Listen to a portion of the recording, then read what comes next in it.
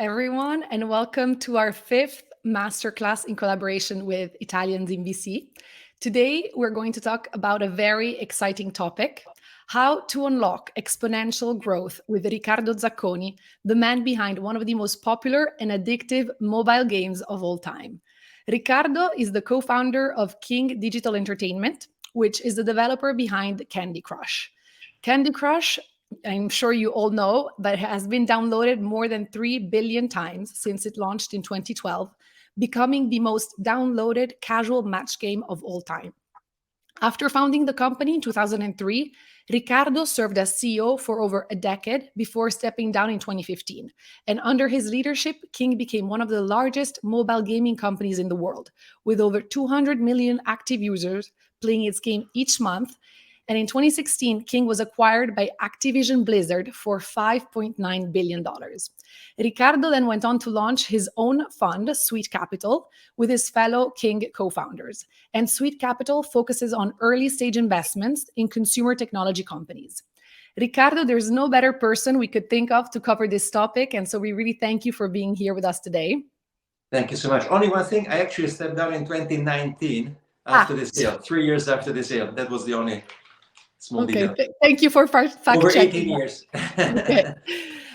We have prepared a lot of questions for Riccardo, but as you all know, please use the chat function on StreamYard to ask your questions. And then at the end of the masterclass, we have kept the last 15 minutes to go through all of your questions. So please don't be shy, ask your questions. And let's get started. Riccardo, can you take us back to the early days? We just mentioned how successful Candy Crush has been, but it wasn't the first game that you developed.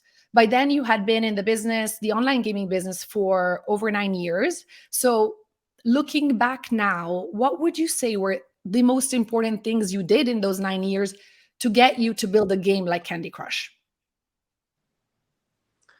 It's a long story. Basically, we started with a very different business model initially in 2003, so 8 years before we launched Candy Crush. And the model was one where you would compete against others in a short game, a 3-minute game, and you could play for fun, but you could also win you could also play for a small stake, and the games were games of pure skill. And then in 2009, Facebook grew exponentially, and games on Facebook grew exponentially also, and they killed the web. They killed our largest partner, which was Yahoo. So we had to reinvent ourselves. And by then we had developed more than 200 games, very shallow games, which you could play competitively against others. And we profited from those learnings, from having basically developed across all genres of casual, and we reinvented the way how you would play these games. And this reinvention took 2.5 years, and it was very long and tough 2.5 years of reinventing ourselves to be able to bring our games to Facebook.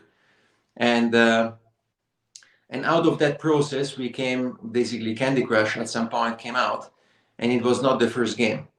So we developed a few games on Facebook, and we became first successful on Facebook, and then we launched the same games connected across platforms on mobile. And the second game we launched on mobile then was Candy Crush. And it was a game that first we launched 6 months prior on the web on Facebook. And so it was not a fast success. It was actually a very long road to get to Candy Crush. Yeah, that's what we wanted to explore, because if people don't know the story, they just can think, oh, your first game and you were super lucky to hit the jackpot. But obviously in those 9 years, you learned so much. And something that was very interesting, as you just mentioned, is that the business model changed from desktop or regular website games to Facebook, but you clearly took a bet that things were going to move in that direction and stay in that direction, because it could have also been Facebook. You didn't know if Facebook was going to stay around for the long term. MSN was falling apart. So did you have to take a big risk to move, the people that were working for you to focus on Facebook at that time? Well, Facebook launched games in, when was it? Pretty much from the beginning, but basically Facebook started growing in 2007. Zynga launched on Facebook, and in 2008 and 2009 was where it started really growing exponentially. So for us, the question was not whether Facebook would be around. The question was, it was not a question, actually, it was pretty sure that the world outside of Facebook would not be anymore existent soon. But initially, when Facebook came out, we started experimenting already very early on, but the experimentation was not with our full capacity, with the best people we had, etc., and with everything we had. But it's only when things started going really bad, when we lost 50% of our users, of our traffic in less than a year, that we had to do things radically different. And what we did was, at the time we had about 110 people. We divided the team in two parts. 50% of the team continued working on the existing games, just to basically make sure that the lights are on and continuing to make money and be able to pay for the experimentation. And the other 50% of the team was divided in 5 different teams, smaller teams, that started experimenting with Facebook in a much more focused and I would say much more radical way than we did before. And out of that experimentation, basically one of those teams succeeded. But it was a question of life and death. And sometimes you need that kind of pressure really to crack the biggest problems. And finally, out of that, we managed to come up with a new model to play the same games. And so, correct me if I'm wrong, but the two games you developed prior to Candy Crush that really, showed you that there was a lot of potential were Bubble Saga and Bubble Witch Saga, right? And they were doing really well. And so obviously I imagine when you launched Candy Crush, you were thinking, pretty much it's gonna do a little bit better, but like it was still, it wasn't complete virality as Candy Crush had. So I wanted to ask you, were you expecting for Candy Crush to be this successful? And just to give people some context, in terms of your revenue prior to Candy Crush, you were making $165 million in 2012. And then a year later, you reached 1.85 billion in revenue. So obviously the game exploded. Were you expecting this? Well, you have to go a couple of years earlier, meaning 2 years before we launched on Facebook. We were still on the web, and there we were making about 40 million. And okay. Before it was rather the revenue line was around 40 rather than around the 50, rather than around the 150 or so. So I think the big change came when we managed to bring our games to Facebook, where we had the first really big jump. And when we launched the Jungle Bubble on mobile, we knew the game was not perfect for the mobile interface, because it was a bubble shooter, so it's not ideal to play. And we knew that match 3 would perform better because it's a wider genre, but we had no idea it could perform so well. But it was not just about virality. The most important, basically, key metrics was retention. The game had phenomenal retention, over 65% day one retention, and on the back of the retention, we built a very strong monetization. And when we launched the game, we were basically promised that we would be featured by Apple, but actually that Apple feature didn't come. So I was actually very angry about that, saying, look, I was hoping to be featured. This is a very important launch, but actually that we were very lucky that we didn't get featured, because then we could really have very clean numbers to analyze. And we knew how much was coming from virality, because the game was playable across web and mobile. They were fully cross-platform. So we understood that virality, first of all. And secondly, we understood after that, when we started doing marketing, we had very clean numbers for analyzing the marketing performance. And on the back of those clean numbers, we could then ramp up marketing. And we applied the chessboard strategy, which is basically to put, $100 of marketing on the first board, on the first square of the chessboard, and then we looked at cohort performance, understanding that how is the cohort monetizing of the first users monetizing in the first week, in the second week, and then we put, as soon as we understood the numbers were good enough to continue investing, then we put twice as much, $200 on the second on the second cohort, and we then looked at how the second cohort of users was performing compared to the first cohort of users in the first week.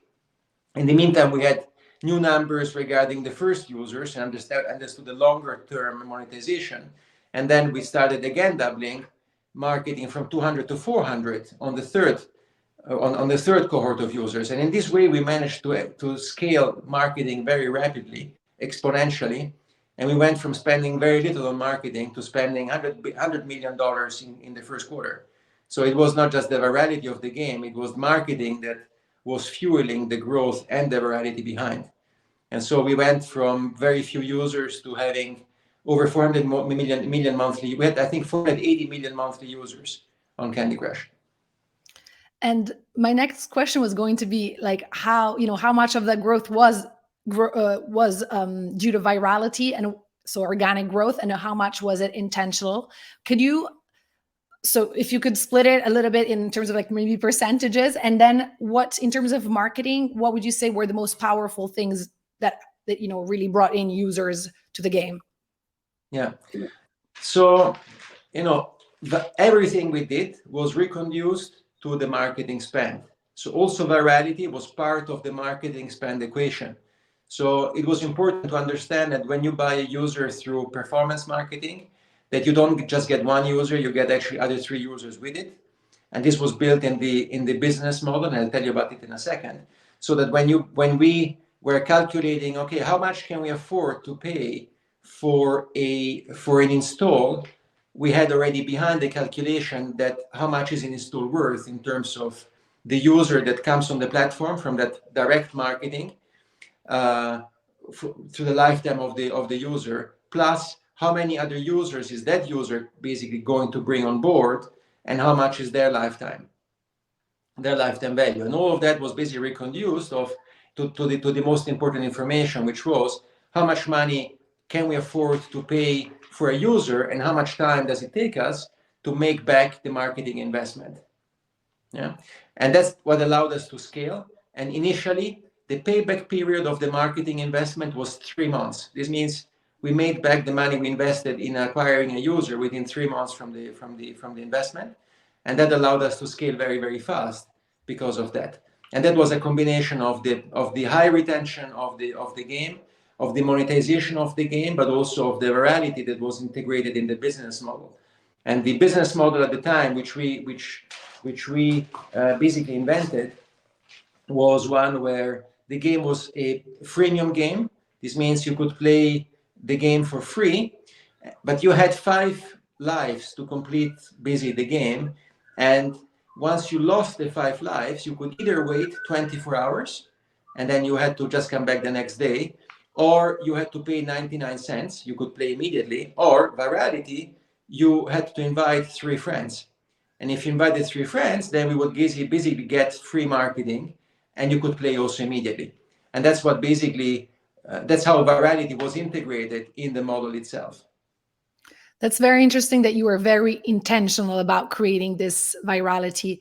And it's not just something that happened because obviously the game was great, but it was very intentional in how you had developed it. It's hard to actually, obviously sustain and control virality, but even just growth of a game, because people can play with it, and then after a while, something next comes up. We've seen so many times things go viral and then shortly after disappearing. One of the examples that comes to mind is like Clubhouse. It was the number one thing for a few months, and then nobody's was using it anymore. So how were you able to sustain the growth of Candy Crush for such a long time, and how did you manage to maintain that engagement and retention of players over this period of time? But first of all, I believe in profitable companies. It's the only way for me to sustain the growth is if you have a profitable business model in the unit economics. Meaning, if the unit economics are profitable, then you can scale profitably. If they are not profitable, the unit economics, then you burn money, and if you burn money, at some point you get to refinance yourself, and if things don't go well, then you have a problem. So I believe in profitable companies at the unit economic point of view. And that was the fundament for being able to scale Candy Crush in the long term. Then for maintaining the game at this very high level, it was a combination of marketing and of course also product. So we spent a huge amount of resources and brain on how to make the game really fun to play in the long term, which meant was a combination of different things. For the players at the end of the game, we had to release continuously new levels because a lot of especially the best players, the players who play most, they basically play every time. They're already at the end. So when you launch new levels, they're actually very fast in playing the new levels. So you have to release regularly enough new levels that it's fun, that you keep them around. But also we needed to also review the game before, because the first players were actually the best players. The players that came later were players that were more fringe players. Maybe they were not playing so much. So we had also to review all the levels of the game, also the first levels. Some of them making some of the levels easier and changing a bit the whole playability. So having different, not everything too difficult, not everything too easy, etc., etc. And also we also brought in live ops, basically creating events that were only available for a period of time and they would then disappear. So if you wanted to play them, you had to play them now. Otherwise, if you were coming back a week later, you could not play them anymore. So bringing in this kind of element of urgency. And in terms of Sorry, and also marketing was essential, because also in terms of retaining, of course, there's a long-term retention where at some point the users go away, but you have a base of users that stays there forever or for a very long time. So if you want to continue growing or retaining the users, you need to continue also doing marketing. So it was also part of the equation to keep the game up, was also to continue marketing and becoming also better and better at marketing. And in terms of like biggest challenges, obviously to sustain for a company to grow so fast, so in a very short period of time, it can also, it can be a double-edged sword where you can either make it or it can also kill you to, for everything to grow. So in terms of challenges that you had to face while scaling, what were they? What were these challenges and how did you overcome them? I think the biggest challenge was to scale the size of the team fast enough, but retaining very high quality. So we introduced new hiring processes where every new hire was seen at least by 6 people, and 6 people which were mixed, not only people from the same business area but also from other business areas, so that you could not only be valued or be basically evaluated from the point of view of your technical competence, but also from the fit with the team, and with very high thresholds. This means if one of the 6 would be against, then you would basically be out of the process, and also with a very strong selection before being invited to an in-person interview. So I used to say that it's more difficult to get into King than to be admitted into Harvard, just to put the level very high. And at some point we had to scale very fast, because we went from about 110 people before we launched on Facebook to 300 people when we launched on Facebook before launching on mobile. And then we doubled the size of the team every 6 months, so that at the end we were about 2,000 people. And to scale with quality so fast, it was difficult, because initially the team was only in Sweden, in Stockholm. That's where the product was, and marketing was done out of London. But we couldn't hire fast enough good people in Stockholm. So we had to open up new offices. So we opened up another office in London. We opened up an office in Barcelona. We opened up an office in Berlin. We opened up an office in the US, etc. It's actually 2 offices in the US. So to give you an idea, so we had several, and a second office in Stockholm, and in Sweden, and so on. So, and that was a challenge. And suddenly I started spending 200 days a year traveling. I can imagine. Yeah, and to keep it's tricky, because to keep this balance of super high quality people but really fast, you'd never had to make a compromise. Did you make some mistakes in some hiring where you had to go really fast? Because sometimes, do you prefer quality but then going a bit slower, or fast and getting some people wrong?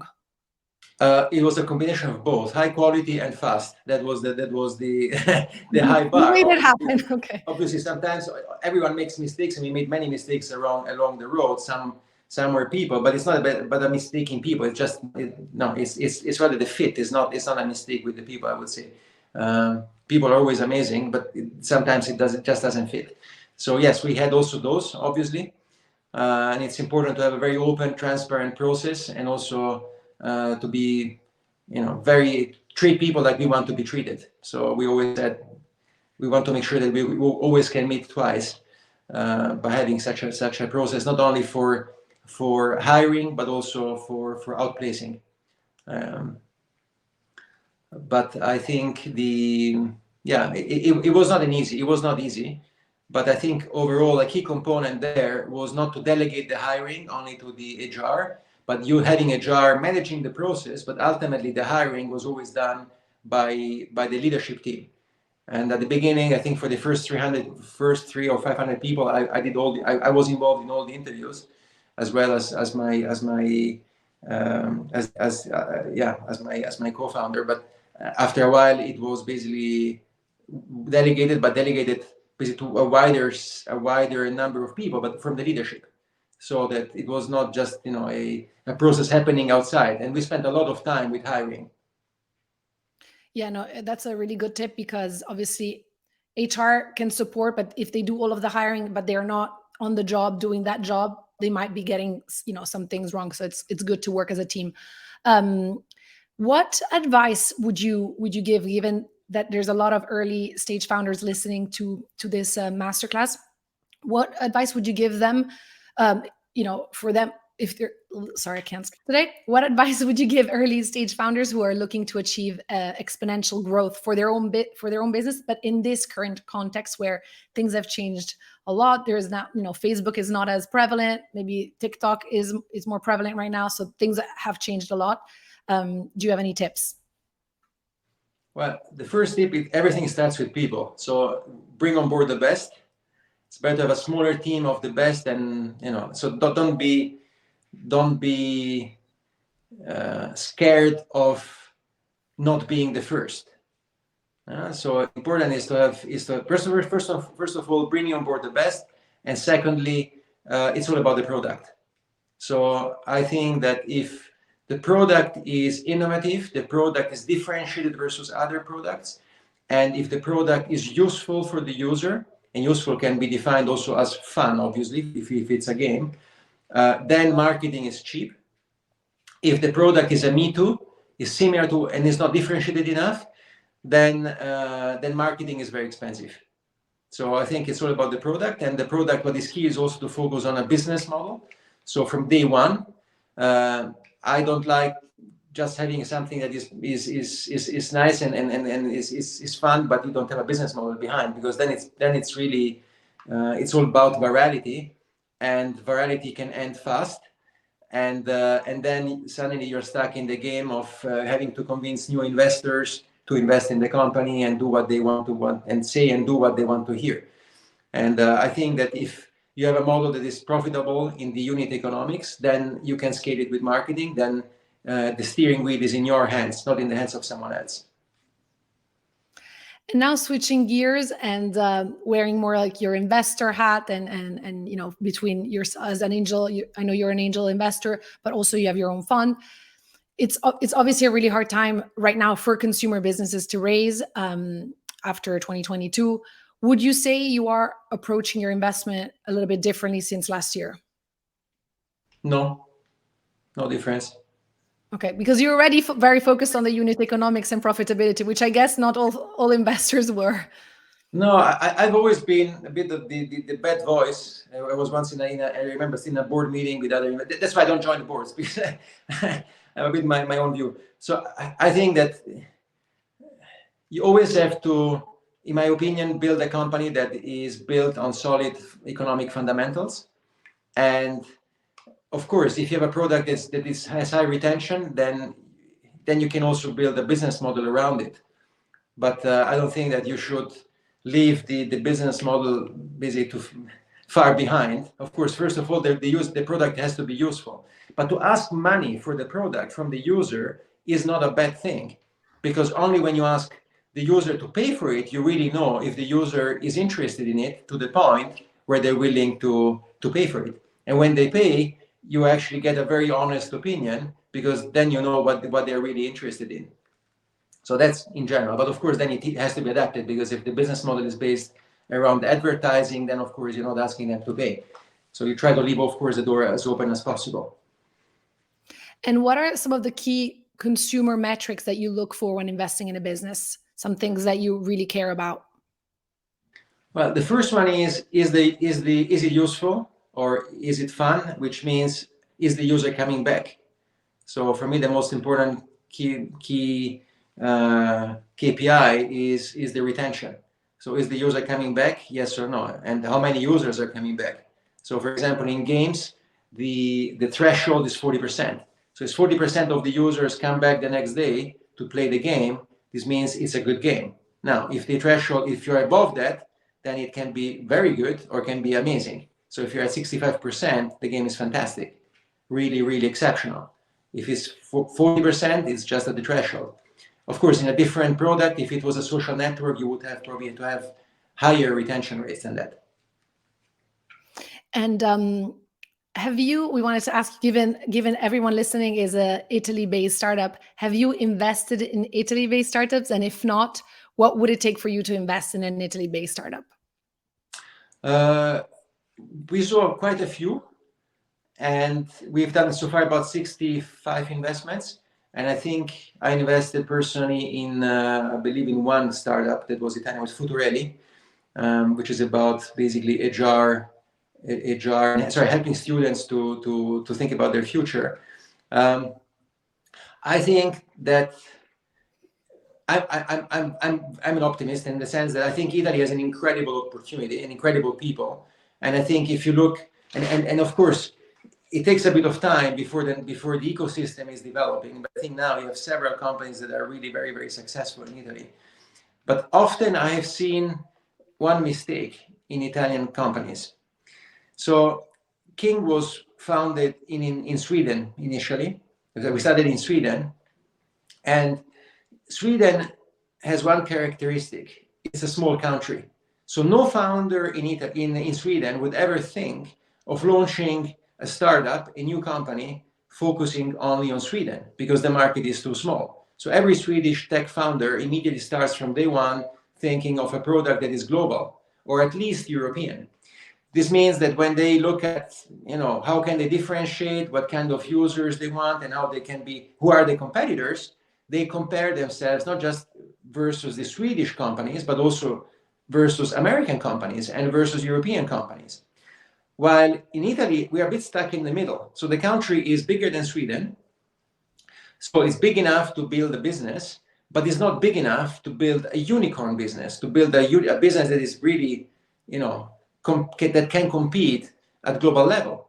If you have a company, if you have an American guy starting a company in the US market has 300 million people. So immediately you can build a massive business there that can be immediately one of the biggest businesses in the world just by launching in the US. So what I say to the Italian companies is, please think from day one, when you think about what you want to do and what product you want to launch, and when you look at competition, think from day one how you can build at least a European business, because in Europe we have 500 million users. So if you build something that is successful in Europe and therefore is more defensible versus a US player, for example, then you can build immediately from the beginning a bigger business. Because before you launch, you're already castigated. You already hamper your entire growth before even you write a line of code, just by doing the business plan and trying to convince investors. Because imagine there are two guys, one in the US and one in Italy.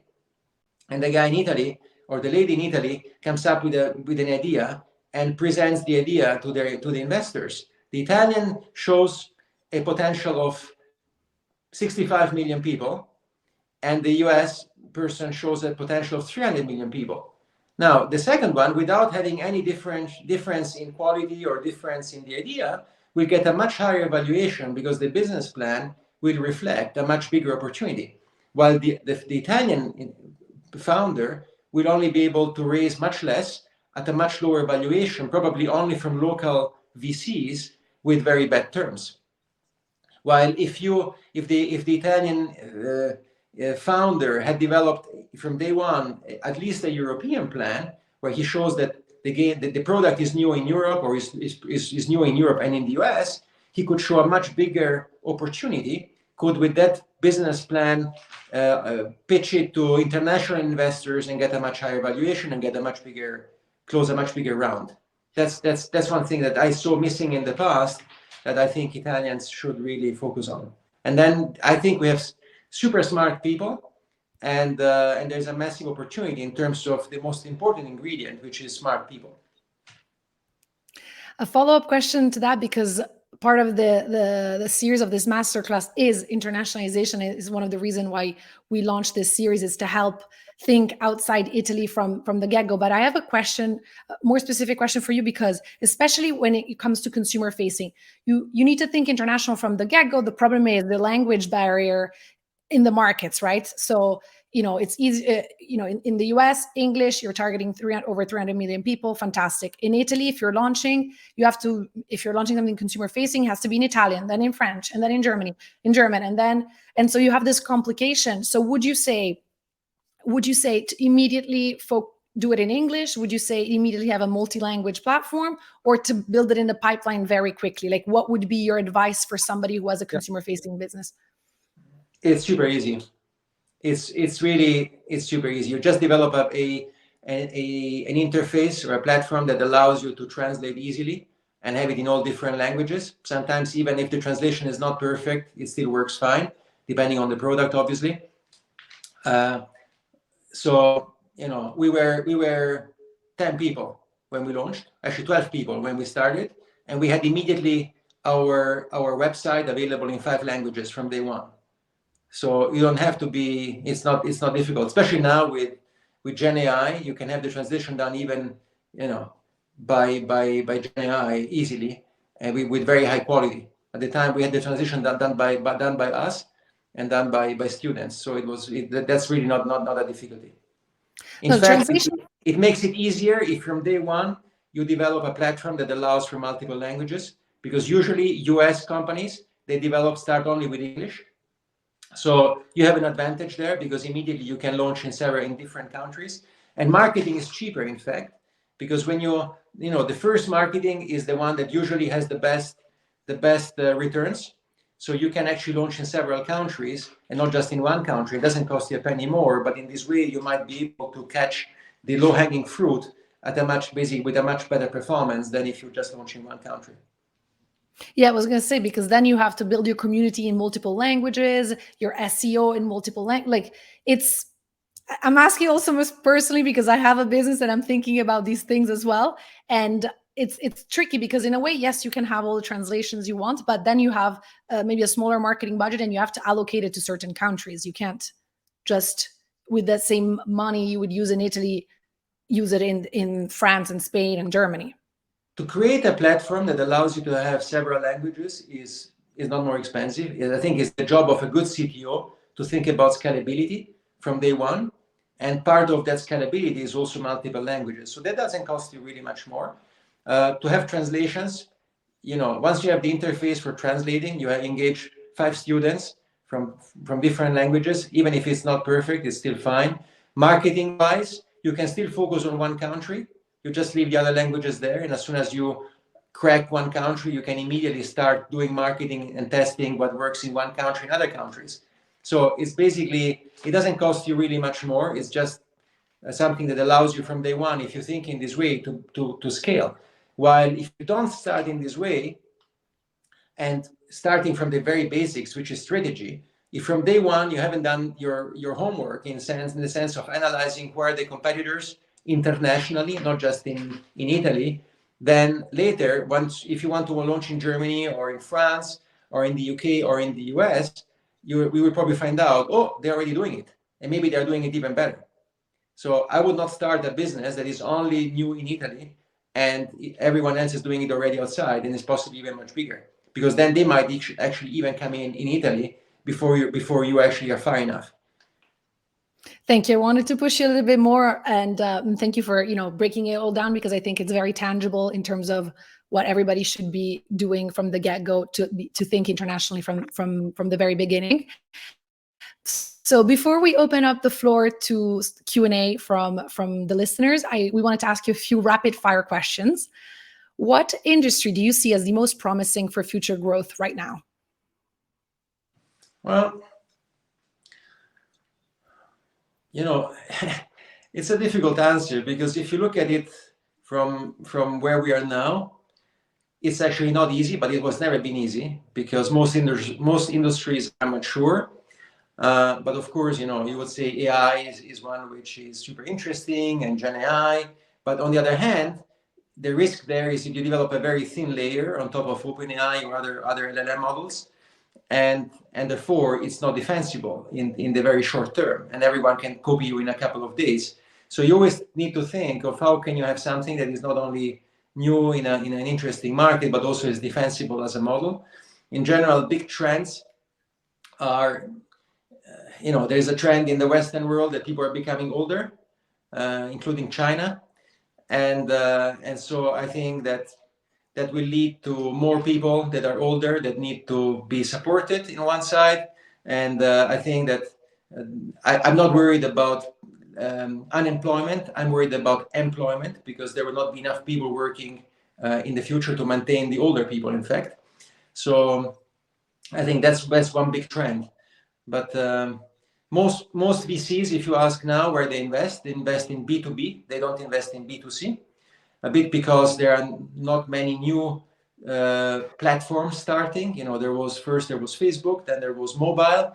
Now Apple just released yesterday the new AR headset. Is that going to become the future? We will see. But at this moment in time, there's a bit of a missing big thing that is launching in terms of consumer, besides Gen AI, with the difficulties I told you earlier. But so I don't think it's about saying, what is the big trend? You need to, or the big industry that is currently to be disrupted. I think any industry can be disrupted if you think of something that can be done differently, and it is useful for the user. And there, I think all the tools are allowed. Now, for me, one of the most exciting new technical developments is obviously AI. And if you think in a way that is defensible, looking at how can you own data, for example, to build models that are defensible in the long term, then you can create something that's really valuable. And what's your proudest achievement? My proudest achievement within King, I assume. No, in your life. It could be personal or professional. I don't know. I never look back in terms of proudest achievement. Actually, what I was really proud of, I went a couple of days ago to a King alumni reunion, and I was very, very proud and super happy to see that so many had built their own companies. So to see that actually out of King, we had actually spin-outs and spin-offs that now are becoming very successful and building their own startups. So for me, that was actually something that actually I'm very happy about. The King Mafia. Proud is maybe the wrong thing, because it's not my merit, but I'm very, very happy to see that actually others are following in the footsteps and are doing their own companies. And what's the hardest lesson that you've ever learned? I think that probably the toughest time were those 2.5 years where we had to reinvent ourselves, where we knew that our market was basically going down, that we knew where we wanted to be, basically on Facebook, but we had not cracked it. And to manage expectations both upwards towards the investors and downwards towards the team was probably the most difficult time of my life, I would say. And my key learning there is that treat others like you want to be treated, which is basically no bullshit, talking openly. And that's how we try to really manage that time, saying how things were. So saying what the issues were, saying what we were doing about them, and try to bring everyone on board. And last question of the rapid fire: what's your favorite book on business or entrepreneurship? Well, I did economics, so I studied lots of books at the time. But after the launch, I didn't have really much time to read about economics. So I tend actually to read other stuff, but I enjoy also music. I'm now trying to learn to play piano. That's what actually relaxes me now. So Okay. I've been very much learning by doing, I would say, based on, all the things that I learned during my studies, my 4-year studies in Italy at the time in economics at Lewis, actually were very useful, but I only understood it much later. That's good. You were able to apply some of what you study, which is not always the case.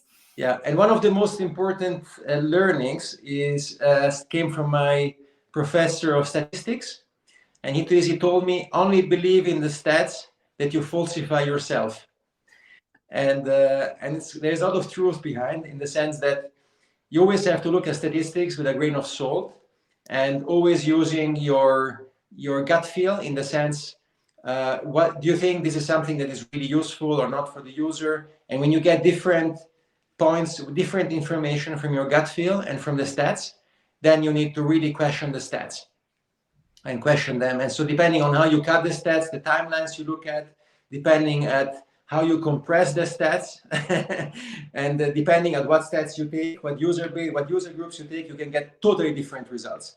And that's where you need to put a lot of brain and also gut feel when you look at statistics. And statistics are very, very important for building your business.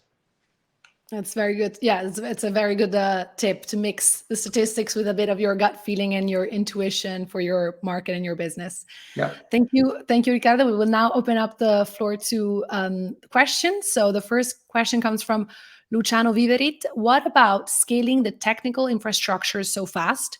Did you already plan for huge numbers, investing a lot upfront? I think, I had one of the best technical teams, I think, around, and an amazing CTO from the very beginning. And so from day one, even though we had 0 users, they were thinking immediately about scalability, how to scale. Before doing King in '99, we did a company called Spray, which was one of the biggest tech startups in Sweden at the time. We went from 20 people, actually from 0 to 800 people in less than a year. And that's, I think, the school that we all went through, and the tech team, the CTO, and our tech guys, they came from there. So they were thinking immediately from day one about scalability. So was it expensive though? Did you have to put a lot of money? Because I imagine the infrastructure costs a bit different if you build for like an MVP, or if you build for like a bigger.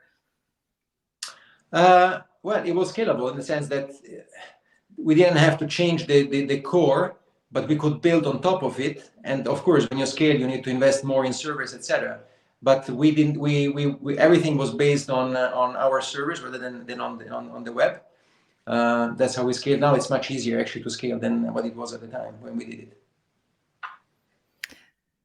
Next question, and I'm not going to pronounce that name because I'm going to butcher it. I'm so sorry, Elam. How long did it take King to reach product market fit? Well, as I said, it depends which market fit, because at the beginning we were pretty quick to launch the first business model with the competitive gaming. So we became basically profitable within 1.5 years, and we launched about 8 months after we started working on it.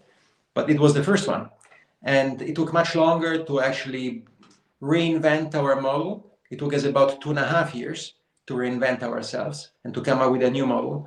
And this was just with the understanding that the game works in terms of retention. And then it took us another 6 months to invent the business model with freemium, after we had created a game that had high retention. And then from there, it was continuous refinement. So I'm not sure if I answered the question, but. I think you did. Next question comes from Giovanni Roberto Franzan.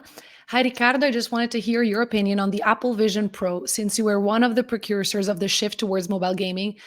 Do you believe we will see a similar seismic shift with the world of AR gaming?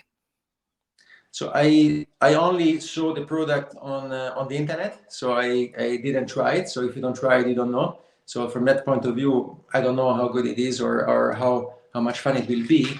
Let's say my first feedback is it feels still quite bulky, and The battery life, I think, is under 2 hours, so you can't really use it for the entire time. I think I'm a very big believer in AR versus VR. I think VR is too narrow. And I think AR, the key application is not to be games. I think in AR, I think it's going to be day-to-day life, where you have something that is light and has long battery life, and you basically use it on a regular basis. So it's kind of integrated in your glasses. But we are not there yet. This will take a long time, I think, before the hardware is going to be ready. So when that is going to be the case, I think it's going to be massive. I think it's going to be another massive interface and a new platform. But I don't think it's there yet. So as I said, I haven't tried the new Apple Vision Pro. Will you buy them? Sorry? Will you buy it? Oh, of course. I'm a geek, so I love to buy new tech things. So I will definitely try them. I have the Quest, the Meta, and it's an amazing product. But I think that AR is more usable on a regular basis for a wider set of applications than VR. So, next question from Giovanni Calabrese. We have been talking a lot about consumers, but not about community. Do you think the two things must go along together or could be separated? And in both cases, what's your take on community-driven businesses? Well, so we talk about consumers when we talk about the product. So who are the users who use a specific product? Now, if you want to build a product that is sticky, I think it's always going to be more sticky if you build social in the product. And social means you build a community, you build the relationships between the different users. These relationships can be their friends, can be other users of the product. So yes, I 100% believe in community. I 100% believe that any product becomes much more fun, much more interesting, with a much higher retention if you manage to have social integrated in the product, i.e. if you manage to build out of a group of users, a community of users of some sort. So yeah, I'm a big believer in that. Next question. We have a few from Edo Gentili. What competitive advantage can Italian founders have over others? I think the competitive advantage can be just nice. I think that I once met a VC. I think it was a VC, and he was basically telling me that Italians have an advantage is it's just that they are nice. I think the fact that you're used to have a bit of not taking yourself too serious, I think, is a competitive advantage. Because I think hiring good people is fundamental, and if you want to hire good people, they come where they actually like to work. It's not because you pay them more, it's because they like to work with you.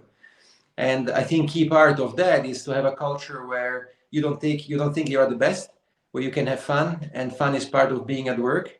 But of course, always in a professional way, right? So fun doesn't mean you organize the best parties. It means only that it's fun to work with you because you're a nice person to work with. And part of that is also to be honest. So to treat others like you want to be treated. So I think the big hamper of Italians sometimes is that the English is the language. So I think my advice to all the Italians is, number one, get your shit together and learn the language. and number two, be open to go outside of Italy, to build connections also outside Italy. That is really going to be very, very important.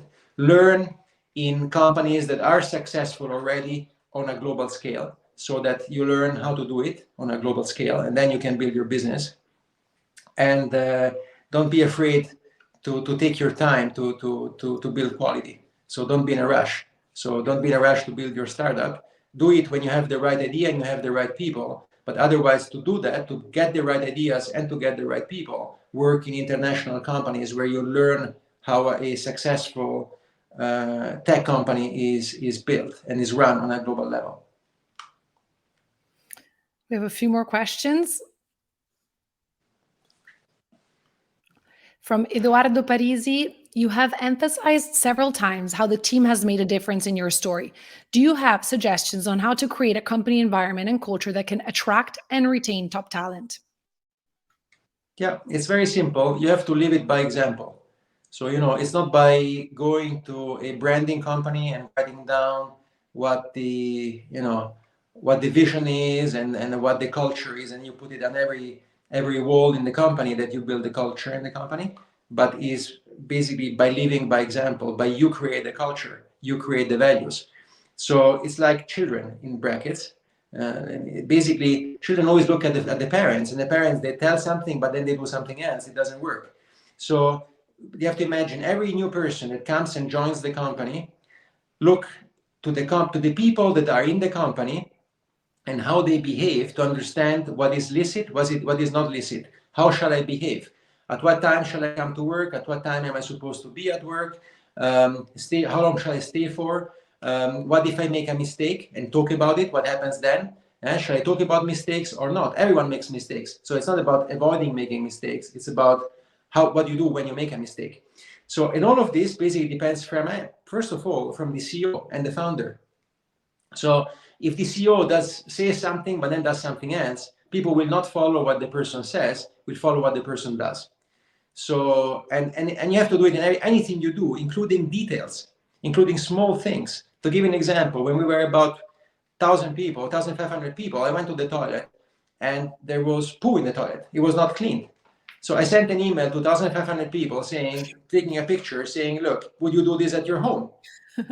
No, because it's an acid test. It shows if people care or not. So if I care, and then I want to show that I care, so others should also care. And if someone doesn't care, it's not okay. Next question. Oh, I think we're done. Sorry, we're done with the question. I have my regia in the behind the scenes who are selecting the question. I do have one last question for you, because it's usually one question that we end our podcast interviews with, and I would love to ask you this question: is how do you think that being an Italian has given you a competitive advantage in your success? Well, in some ways in Italy, you're used to things not working, so there is always a solution. Fundamentally, there is always a way around. And I think this mentality that there is nothing that cannot be solved, I think has been very useful. So I think there is always a solution. You just need to think hard enough about it, and to find a way. So from that point of view, I think so. And the other thing is also not to take myself seriously. I try to basically help others to shine, rather than I don't need to be at the center of it. I think it's important. So, and by the way, I love Italy. So I'm a big, I think I love everything about it, and I wish I could be back. We hope soon. Well, thank you so much, Riccardo. Thank you for. Oh, sorry, Nicola Santin is asking a last question before we wrap it up. What do you think about 100% remote companies? Ciao, Nicola. Thanks for the question. So I don't think 100% remote works. I think personal interaction is important. So yes, you can build a company that is virtual, but even if it's virtual, it's important that you organize for people to meet physically, at least from time to time. And I think probably the answer, initially we didn't think you could do you could work remotely. Then we were all proven wrong, because with COVID, everything had to be changed. I think the truth is probably somewhere in the middle. I think that I think you should do what is right. Meaning, sometimes personally, I love to work at home. I'm able to reflect much better without interruptions. But on the other hand, it's also nice to meet people, because when you meet in person, you can actually, especially for creative processes where you have team creativity and brainstorms, it's much more efficient to do it in person rather than virtually. So I think the right answer, in my opinion, is to do what works, which is probably a combination of both. Thank you. I think we are ready to wrap it up. Thank you so much, Riccardo. It was super useful. As usual, this masterclass will be then published on Made It Podcast, so you can all re-listen to it, and hopefully a lot more people can listen to all of your incredible tips. So thank you from everybody listening as well. Thank you so much. Thanks, everyone.